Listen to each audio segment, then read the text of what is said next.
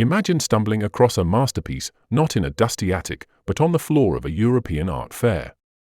Now imagine discovering the subject isn't a European noble, but a Ghanaian prince lost to time. This isn't fiction, it's the story of Prince William Nii Nortey Dowuona and a painting that has been missing since World War II. His reappearance has cracked open a sealed vault of memory, culture, and unresolved colonial histories. There's something heartbreakingly poetic about a lost portrait of African royalty surfacing in modern Europe. On one hand, it's a celebration of artistic brilliance and legacy. On the other, it's a confrontation with a legacy of display, distortion, and disempowerment. This article doesn't just tell a story, it demands we rethink whose stories we choose to preserve.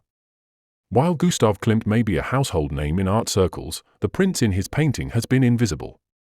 Not anymore. With this rediscovery, the focus shifts not just to the artist, but to the subject, and that changes everything.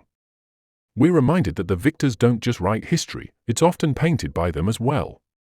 Let's discuss cultural memory, artistic value, and who benefits when legacy and loss intersect on a canvas. This painting may have been lost to time, but the questions it raises are very much alive. The portrait, delicately rendered by Klimt, masks a deeper, darker context, the Vienna Volksshow of 1897. Here, African tribespeople, including the Osu delegation, were displayed as living dioramas.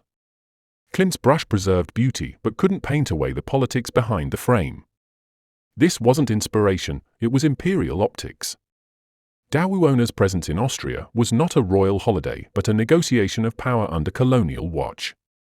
That invitation came with strings, a passport stamped by empire. His profile may face sideways in the painting, but the story demands a forward-facing conversation. His silence on canvas speaks volumes about erasure and exploitation. The article's most haunting moment is its rhetorical honesty. How many names of African kings and queens do you know? That single line exposes a chasm in global historical consciousness.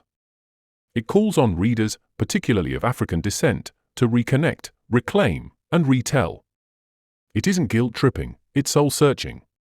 There is also a deep irony in the painting's price tag, $16.3 million for a man whose legacy was sidelined.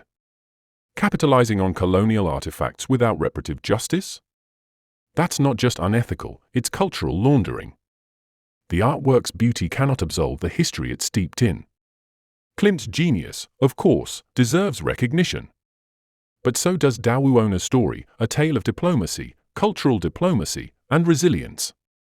He was no passive subject, he carried the weight of a nation and the gaze of an empire. Understanding this duality enriches our appreciation of both the art and the man. The article is not academic, but it's emotionally and morally intelligent. Its power lies in its accessibility and urgency, storytelling as a form of activism. It challenges viewers not only to admire the painting, but also to interrogate the frame. Literally and metaphorically.